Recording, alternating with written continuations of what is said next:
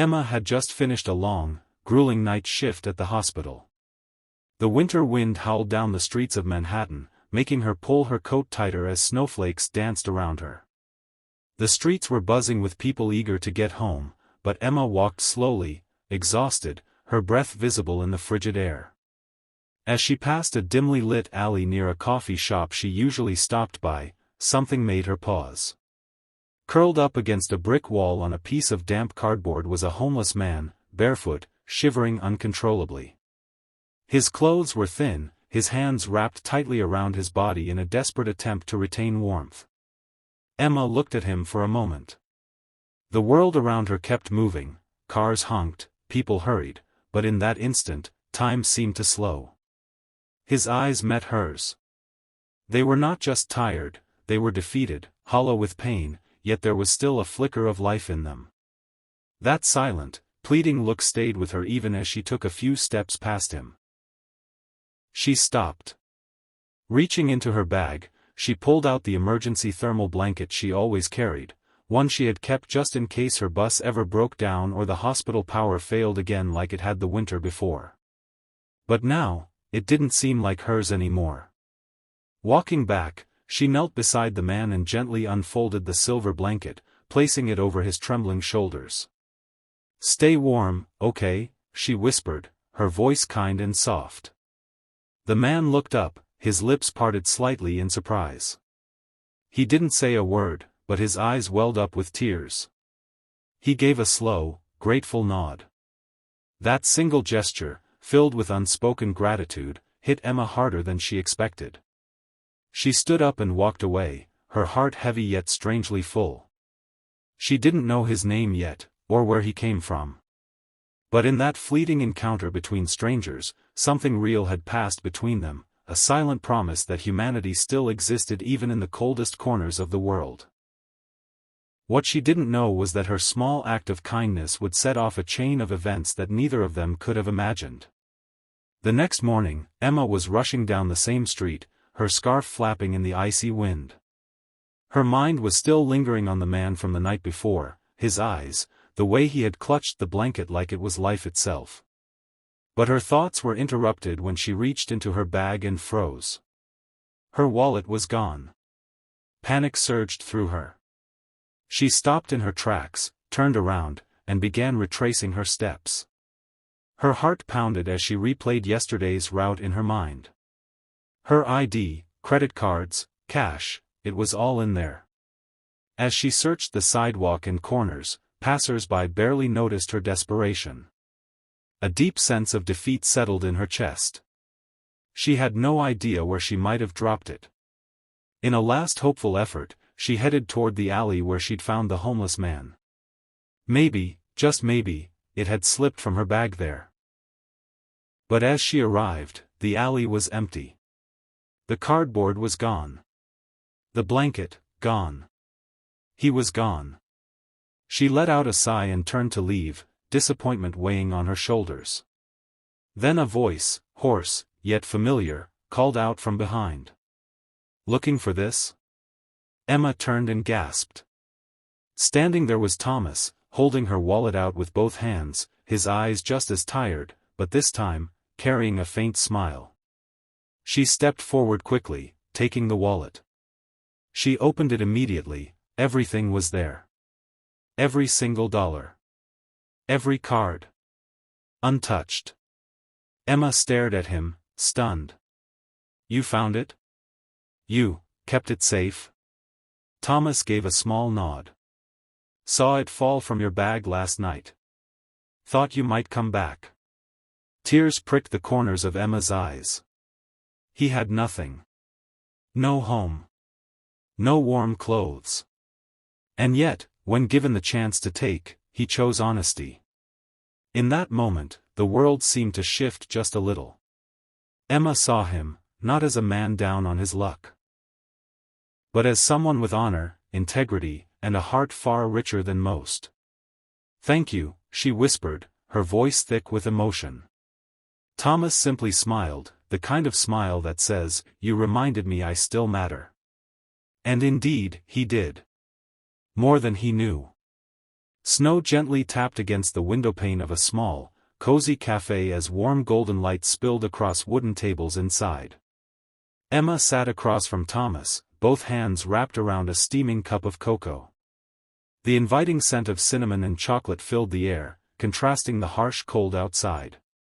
After returning her wallet earlier that morning, Emma had asked if he'd join her for a warm drink. Thomas had hesitated, visibly unsure. His worn coat, unshaven face, and dirt-stained hands made him feel out of place. But something in Emma's eyes told him it was okay. She wasn't offering charity. She was offering company. Now, seated across from her, Thomas looked down at the cocoa as if it were a luxury he didn't deserve. "You can drink it," Emma said with a soft smile. "It's not going to judge you." He chuckled, the sound rusty and rare. Then he took a sip, closing his eyes as the warmth slid through him. As the minutes passed, their conversation unfolded slowly, gently. Emma asked about his story, not out of pity, but out of genuine curiosity. At first, Thomas spoke in short sentences, guarded. But soon, the words came easier. He told her he used to be a middle school teacher. Loved literature. Believed every child had a spark waiting to be lit. But then, tragedy struck. He lost his wife and daughter in a car accident 6 years ago. The pain consumed him. He spiraled. First grief, then depression, then everything else. Eventually, he lost his job. His home. His will. Emma listened without interruption. Not once did she glance at her phone or check the time. Her silence wasn't empty, it was full of presence. For the first time in years, Thomas felt something stir inside. Hope. Not because someone gave him money, but because someone gave him time. Dignity. A warm cup and an open heart. When they left the cafe, the world outside was still cold. But for Thomas, something inside had begun to thaw. And for Emma, she realized that kindness wasn't about saving someone. Sometimes, it was simply about seeing them. A week had passed since that snowy morning at the cafe. Life had returned to its steady rhythm, work shifts, crowded trains, and quiet evenings. But Emma found herself often thinking about Thomas. She wondered where he was, if he was safe, if their brief connection had meant as much to him as it had to her. Then one crisp Saturday morning, as she stepped out to check her mail, something unusual caught her eye. Sitting neatly on her doorstep was a folded blanket, the same emergency blanket she had given to Thomas on that freezing night. Resting on top of it was a small, handwritten envelope. Emma's breath caught. She knelt down slowly, picking up the letter with careful fingers. The envelope had her name on it, just Emma. No last name, no address. Just that. She opened it and unfolded the note inside. The handwriting was shaky but clear. "You didn't just give me warmth that night. You gave me dignity. Because of you, I reached out to a shelter. I'm getting help. Thank you for believing in someone the world forgot." Her eyes filled instantly. She pressed the note to her chest, overwhelmed by the weight of his words. It wasn't just a message, it was proof. Proof that kindness mattered. That a single moment of compassion could ripple far beyond what anyone could see. Emma hadn't done anything extraordinary. She'd given a blanket. A cup of cocoa. An hour of her time. Yet to someone at rock bottom, it had been enough to remind him that he still had value. Still had a future. She looked down at the blanket. It wasn't needed anymore. And somehow, that was the most beautiful part. A soft breeze blew through the street, and Emma stood there on her porch, the letter in one hand, the blanket in the other, tears running silently down her cheeks, not from sadness, but from the deep, overwhelming feeling of hope. Hope that even in a world so often cold and hurried, there were still moments that could warm a soul forever. 6 months had passed, and spring had quietly taken the place of winter. The snow was gone, the days were longer, and something about the air felt lighter, more alive. Inside a small community center buzzing with warmth and chatter, people had gathered for a local fundraiser supporting transitional housing programs for the homeless. Emma sat near the back, her heart pounding with quiet anticipation. She wasn't there for recognition. She was there for him. The host tapped the microphone, then smiled. "Tonight, we have someone very special to share a few words, a man who knows firsthand what transformation looks like. Please welcome Thomas James." Applause filled the room as Thomas stepped up to the stage. Emma's breath caught when she saw him, clean-shaven, in a neatly pressed navy suit, posture straight, eyes clear.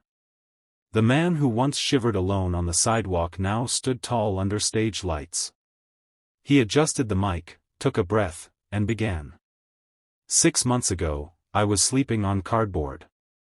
I had nothing, no food, no warmth, no reason to believe tomorrow would be any different than the pain of yesterday." He paused, scanning the crowd. But then someone stopped. She saw me. She didn't just hand me a blanket, she handed me dignity. And with that small act, something in me shifted. I remembered who I used to be. I remembered I still was someone. The room fell completely silent. That blanket, it was more than warmth. It was hope. And from that hope, I found the strength to get help, enter a program, and start again. I stand here not because I was saved, but because I was seen. And I just want to say, if you ever think a small gesture doesn't matter, it does. It can light a fire in a frozen soul. Emma's eyes welled up. She pressed a hand to her mouth, quietly wiping away a tear. Around her, people were moved, some nodding, some crying. In that moment, everything came full circle. One blanket. One choice. One moment of compassion had ignited a path to redemption. And in doing so, reminded everyone in that room of a truth we often forget. The smallest kindness can lead to the greatest change.